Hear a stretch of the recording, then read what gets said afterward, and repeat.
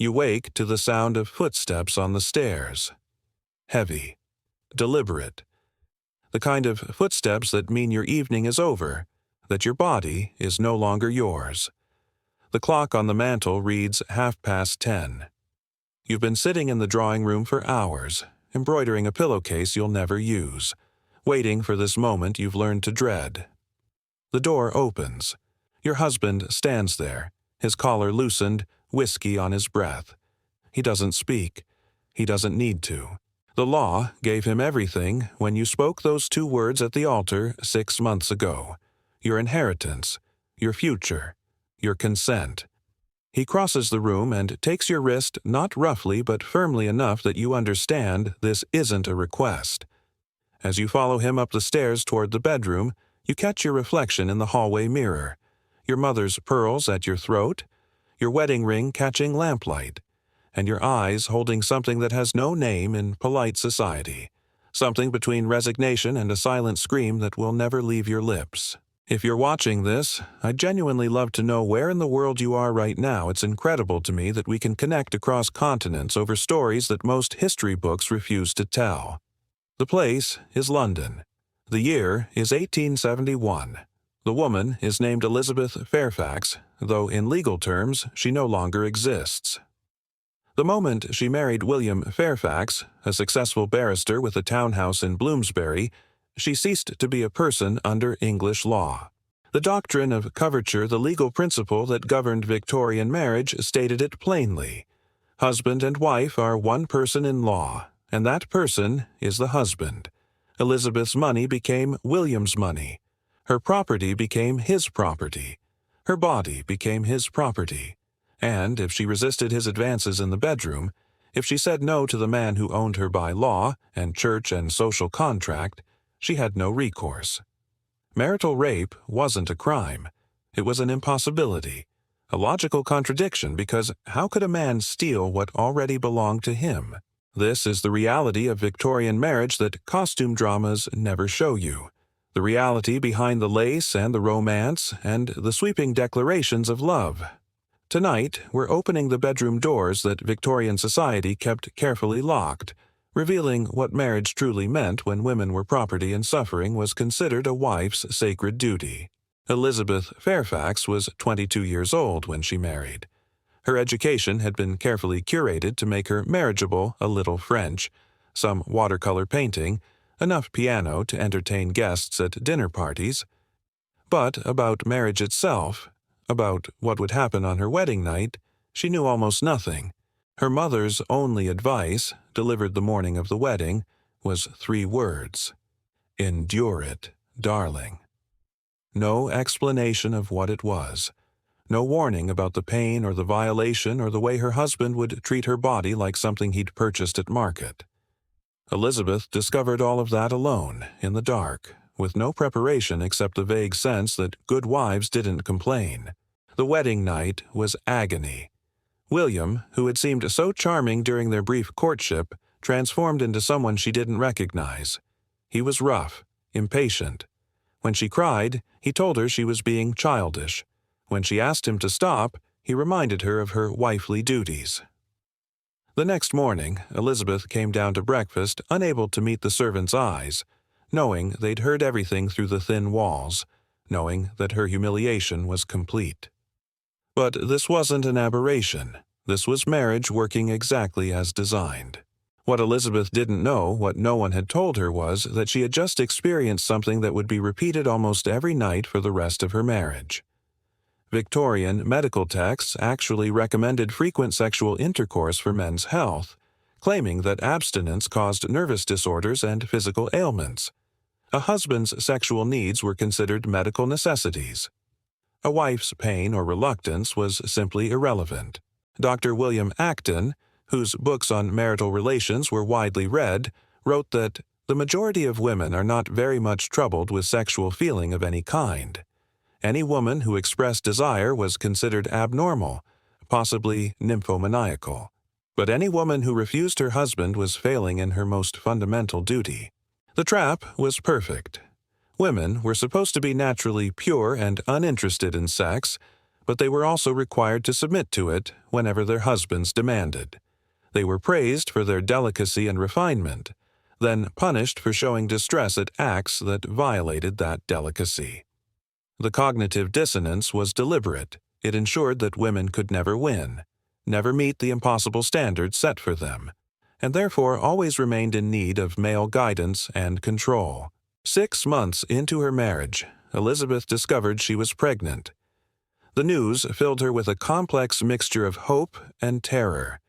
Perhaps a child would soften William, would give their marriage purpose beyond his nightly demands. But pregnancy in Victorian England was extraordinarily dangerous. 1 in every 200 births ended in the mother's death. Childbirth was agony, and Victorian doctors believed that pain in labor was divinely ordained punishment for Eve's sin. When Queen Victoria herself requested chloroform during the birth of her 8th child in 1853, religious leaders condemned her for trying to avoid God's judgment on her sex.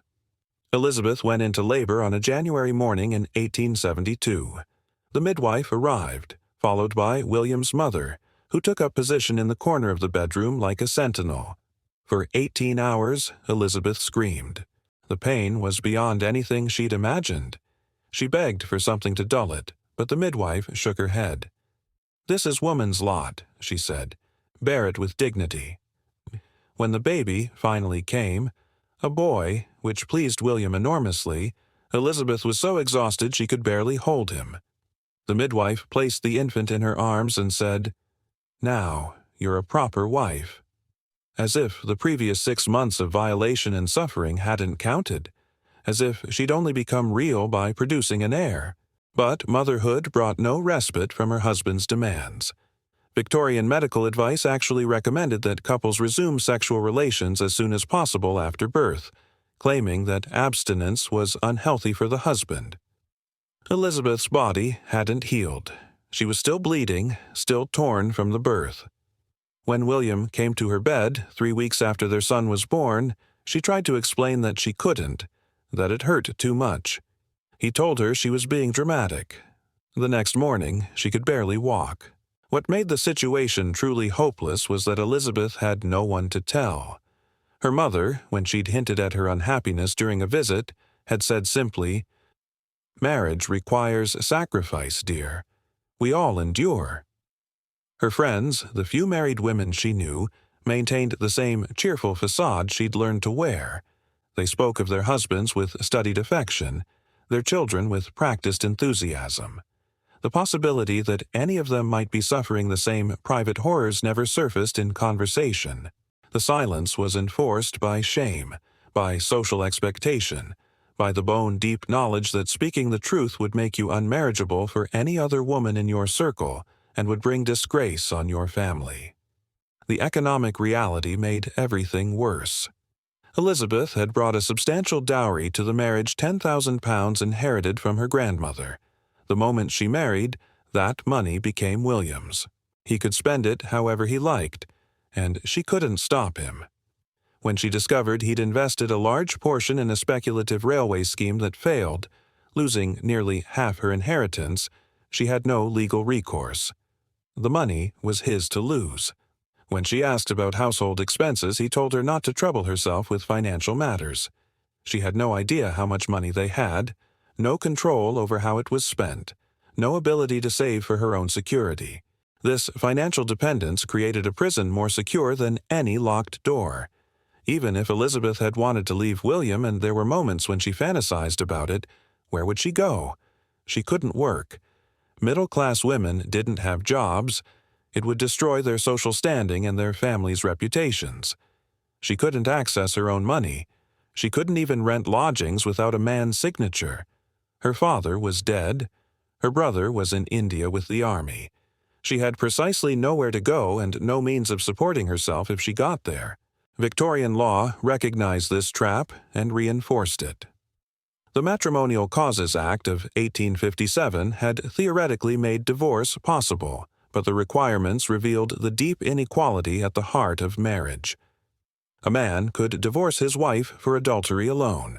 A woman had to prove adultery plus cruelty, desertion, incest, rape, sodomy, or bestiality.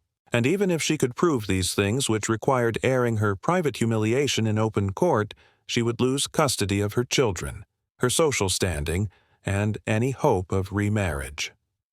Divorce was social suicide, and the law ensured that women paid a far higher price for it than men. The cruelty Elizabeth experienced wasn't even unusual. Court records from the Old Bailey reveal case after case of husbands beating their wives, raping them, threatening their lives. The judges almost always sided with the husbands. In one notorious case from 1869, a woman named Frances Power tried to leave her husband after he broke her arm. The judge ruled that a husband had the right to use reasonable force to control his wife, and that her arm was her own fault for provoking him. The message was clear. Women existed to serve and endure. Any resistance justified violence. Any complaint revealed moral failure. By her third year of marriage, Elizabeth had become a ghost. She moved through her days in a carefully choreographed performance of contentment. She managed the household, directed the servants, paid social calls, and attended dinner parties where she smiled at her husband's jokes and never contradicted him in front of guests. At night, she endured his visits to her bedroom. She'd learned not to cry, not to resist. Resistance only made him angry, only made the whole ordeal last longer. It was easier to close her eyes and disappear inside her own mind, to float somewhere above her body until it was over. She'd had 3 more children by then, 2 daughters and another son. Each pregnancy had been a nightmare of fear and physical misery. Each birth had nearly killed her. She loved her children desperately, but she also resented them for tying her more securely to a man she'd grown to hate. The daughters especially filled her with a terrible grief. She was raising them for the same fate she'd endured, teaching them to be docile and obedient and charming so they could attract husbands who would own them just as William owned her. What Elizabeth didn't realize was that she wasn't alone in her suffering. All around her, in houses just like hers, women were living the same nightmare. They whispered about it sometimes, in coded language that protected them from accusations of impropriety. "My husband is very demanding," one friend confided over tea. "Mine as well," Elizabeth replied. "One learns to manage." The euphemisms were elaborate, demanding, enthusiastic, vigorous, spirited. They never said rape. They never said abuse. Those words didn't exist in polite conversation, and perhaps not admitting the horror made it easier to survive it. The medical establishment made everything worse by pathologizing women's normal responses to trauma. When Elizabeth's sister-in-law developed what doctors called nervous hysteria, constant weeping, an inability to eat, a refusal to leave her bedroom, she was subjected to a rest cure. The treatment was simple and devastating. Complete bed rest, isolation from family and friends, prohibition of all reading and intellectual activity. The goal was to break her will, to make her so desperate for human contact that she'd agree to anything to escape isolation. The cure usually worked, but not because it healed anything. It simply taught women that resistance led to punishment, that their suffering would be turned against them, used as proof of their inherent instability. Elizabeth's own breaking point came in 1876 during her 4th pregnancy. She'd been having nightmares, vivid, terrible dreams where she was drowning, suffocating, trapped in a box underground. She couldn't eat, couldn't sleep. Her hands shook constantly. When she finally worked up the courage to tell William she couldn't bear another pregnancy, that her body and mind were giving out, he stared at her with genuine confusion. "This is what women are for," he said, not unkindly, simply stating what he believed to be fact. "You'll feel better after the baby comes." But she didn't feel better. The baby, another daughter, was born in February 1877. 2 weeks later, Elizabeth tried to drown herself in the bath. A maid found her in time. William called a doctor, who diagnosed melancholia and prescribed laudanum. Elizabeth spent the next 3 months in a fog of opium, barely aware of her children, unable to care for herself. When she finally emerged from the haze, nothing had changed. William still came to her bed. She still had no money, no freedom, no hope of escape. The suicide attempt was never mentioned again. It was as if it had never happened, just another secret sealed behind the walls of the Fairfax household. What sustained Elizabeth through those years was something she could barely admit to herself: rage. Pure, burning fury at the unfairness of her situation, at the laws that had erased her, at the religion that told her suffering was holy, at the society that had trained her from birth to accept this fate, at her husband who used her body night after night without ever seeing her as human. The rage had nowhere to go. She couldn't express it, couldn't act on it, so it turned inward, poisoning her from the inside. She wasn't alone in that rage. All across Victorian England, women were reaching the same breaking point. Some of them found outlets in charity work, pouring their frustrated energy into helping the poor. Others turned to spiritualism, attending seances where they could briefly claim power and agency as mediums communicating with the dead. A few brave souls began to organize, holding secret meetings where they discussed women's legal disabilities and dreamed of reform. The suffrage movement was still in its infancy in the 1870s, but it was growing, fed by the accumulated fury of women who'd spent their lives being property. The first major reform came in 1882, when Parliament passed the Married Women's Property Act.